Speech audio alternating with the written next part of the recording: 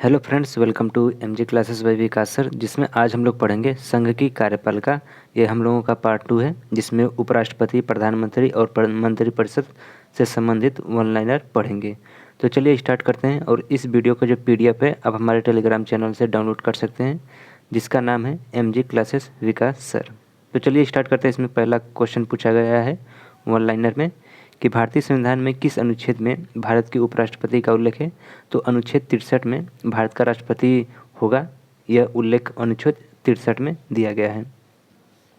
अगला क्वेश्चन कि उपराष्ट्रपति किसका प्रधान सभापति होता है। तो केवल राज्यसभा का प्रधान सभापति होता है। उपराष्ट्रपति पद के निर्वाचन के लिए किसी व्यक्ति को कितने वर्ष की आयु पूरी करना चाहिए या फिर न्यूनतम होना चाहिए। तो 35 वर्ष होना चाहिए। और उपराष्ट्रपति पद के लिए प्रत्याशी का नाम कम से कम कितने मतदाताओं द्वारा प्रस्तावित और अनुमोदित होना चाहिए। तो 20-20। जबकि राष्ट्रपति के लिए कितना था, 50-50। कोई व्यक्ति उपराष्ट्रपति निर्वाचित होने का पात्र कब होगा। तो राज्यसभा का सदस्य होने पर। लोकसभा का होगा तो उससे राष्ट्रपति चुनाव नहीं लड़ सकता है। यदि वो राज्यसभा का सदस्य है तभी उपराष्ट्रपति का निर्वाचन उसके साथ होगा। भारत के उपराष्ट्रपति का निर्वाचन एक निर्वाचक गण द्वारा किया जाता है। इसके सदस्य कौन होते हैं। तो संसद के दोनों सदनों का सदस्य। भारत में उपराष्ट्रपति के चुनाव किस प्रकार का होता है। तो लोकसभा और राज्यसभा इन दोनों के सदस्यों के द्वारा भारत के उपराष्ट्रपति का चुनाव होता है। उपराष्ट्रपति के निर्वाचन मंडल में कौन शामिल नहीं होता है। तो विधानसभा के सदस्य शामिल नहीं होते हैं। और राष्ट्रपति के चुनाव में कौन सदस्य मतदान नहीं करते हैं, परंतु उपराष्ट्रपति के चुनाव में मतदान करते हैं। तो संसद के मनोनीत सदस्य ये राष्ट्रपति के चुनाव में वोट नहीं देते हैं और उपराष्ट्रपति के चुनाव में अपना वोट देते हैं। मूल संविधान में यह उपबंध था कि उपराष्ट्रपति का निर्वाचन संयुक्त अधिवेशन में संसद के दोनों सदनों द्वारा होगा। किस संविधान संशोधन द्वारा इस प्रक्रिया को समाप्त किया गया था। तो 11वां संविधान संशोधन 1961 को समाप्त किया गया था। उपराष्ट्रपति के शपथ या प्रतिज्ञान संबंधी प्रावधान संविधान के किस अनुच्छेद में दिए गए हैं। तो अनुच्छेद 69 में यह प्रावधान दिया गया है। इसके बाद 12 नंबर का क्वेश्चन है कि भारत के उपराष्ट्रपति को शपथ कौन दिलाता है। तो भारत का राष्ट्रपति या उसके द्वारा नियुक्त किए गए कोई भी व्यक्ति उपराष्ट्रपति को शपथ दिला सकता है। अगला क्वेश्चन है कि भारत के उपराष्ट्रपति का कार्यकाल कितने वर्ष होता है। तो उपराष्ट्रपति हो या प्रधानमंत्री हो या फिर राष्ट्रपति, इन सभी का कार्यकाल 5 वर्ष का होता है। इसके बाद अगला क्वेश्चन है कि भारत का उपराष्ट्रपति कार्यकाल समाप्ति के पूर्व में भी किसको अपना त्यागपत्र दे सकता है। तो राष्ट्रपति को त्यागपत्र दे सकता है उपराष्ट्रपति। यदि राष्ट्रपति अपना त्यागपत्र देना चाहे तो उपराष्ट्रपति को दे सकता है। भारत के उपराष्ट्रपति को पदच्युत करने संबंधी प्रस्ताव किस सदन में प्रस्तावित किया जा सकता है। तो केवल राज्यसभा में प्रस्तावित किया जा सकता है। अब किसकी अध्यक्षता ऐसे व्यक्ति के द्वारा की जाती है जो उसका सदस्य नहीं होता है। तो राज्यसभा की अध्यक्षता। राज्यसभा में सभापति के रूप में उपराष्ट्रपति अपने मत का प्रयोग कब करता है। तो जब मत बराबर हो तभी उपराष्ट्रपति अपने मत का प्रयोग करता है।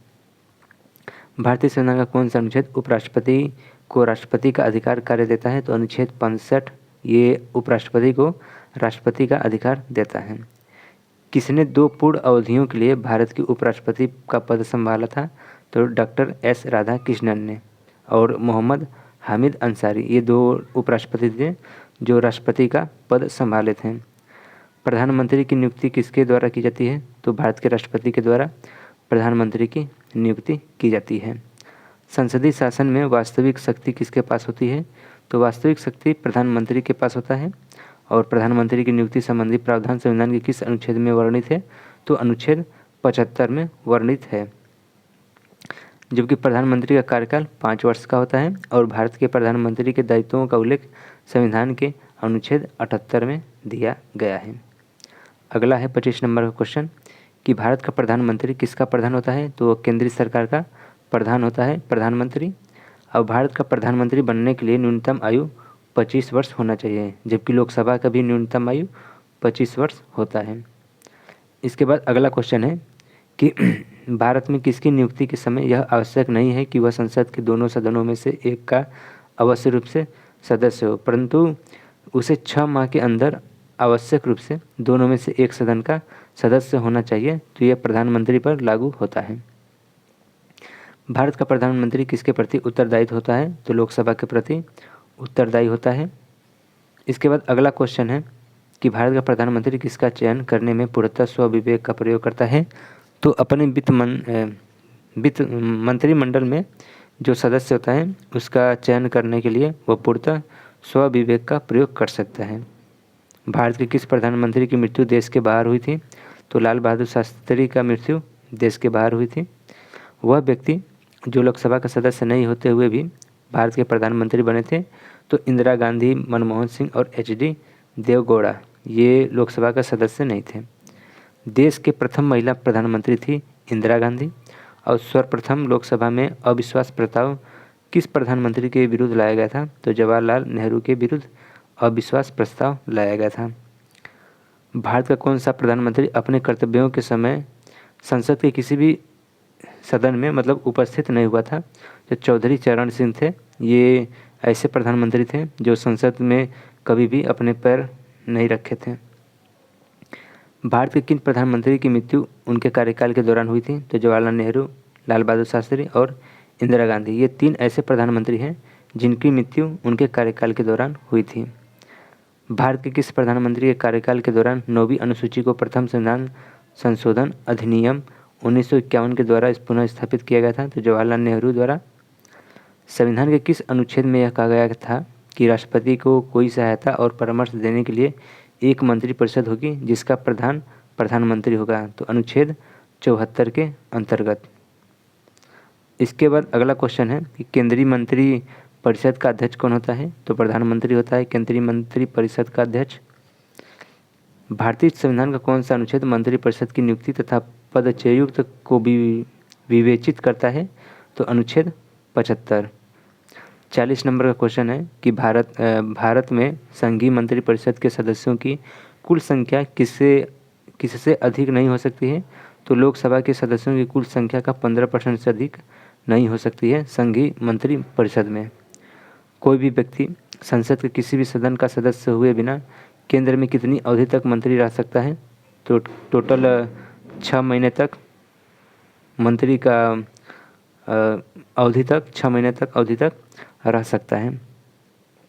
संविधान के किस संशोधन द्वारा यह प्रदान किया गया है कि मंत्रिपरिषद में प्रधानमंत्री सहित सदस्यों की कुल संख्या लोकसभा के सदस्य की कुल संख्या का 15% से अधिक नहीं होगी? तो 91वें संविधान संशोधन 2002 के अधिनियम के द्वारा यह प्रावधान किया गया था। मंत्रिपरिषद में कितने प्रकार के मंत्री होते हैं? तो 3 प्रकार के होते हैं।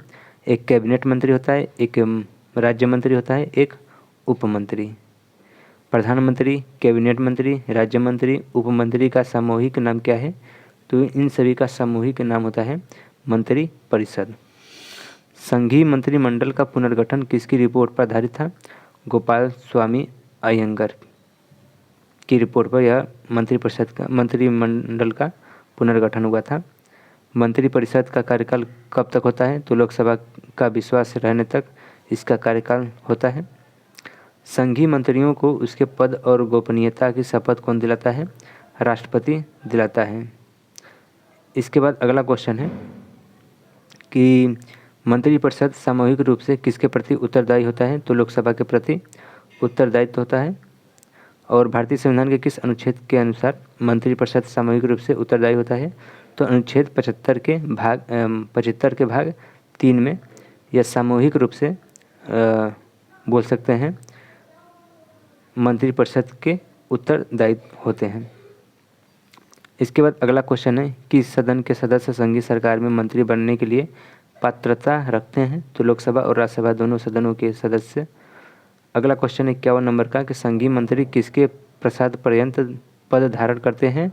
तो राष्ट्रपति के प्रसाद पर्यंत द्वारा पद अपना धारण करते हैं। किस सदन के सदस्य द्वारा बहुमत से अविश्वास प्रस्ताव होने पर मंत्रिपरिषद को त्यागपत्र देना पड़ता है? तो लोकसभा के द्वारा। मंत्रिपरिषद के विरुद्ध अविश्वास प्रस्ताव लाने के लिए लोकसभा के सदस्यों की कुल संख्या कितनी होनी चाहिए? तो कम से कम 50 सदस्य होने चाहिए। केंद्रीय कैबिनेट सचिवालय किसके निर्देशन कार्य करता है? मतलब किसके निर्देशन अनुसार? तो प्रधानमंत्री के निर्देशानुसार कार्य करता है कैबिनेट सचिवालय।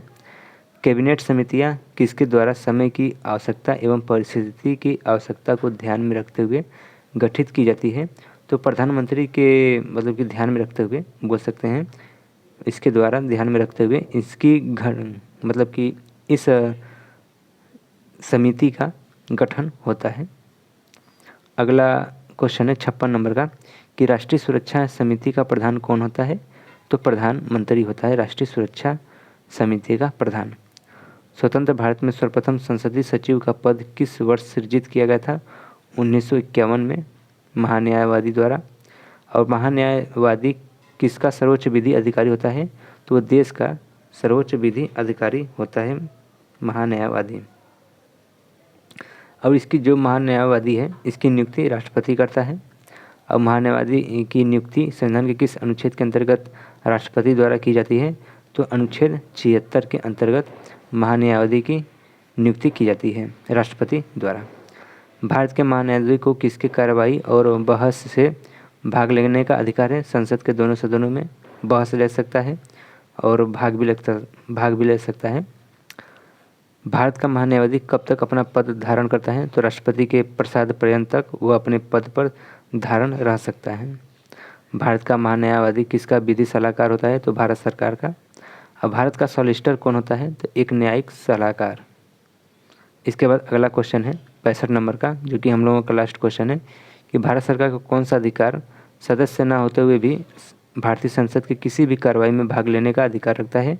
तो ये महान्यायवादी, जिसे हम अटॉर्नी जनरल ऑफ इंडिया बोलते हैं, यह इसको एक मतलब कि अधिकार दिया गया है कि वह सदस्य न होते हुए किसी भी संसद में की कार्रवाई में भाग ले सकता है, यह महान्यायवादी।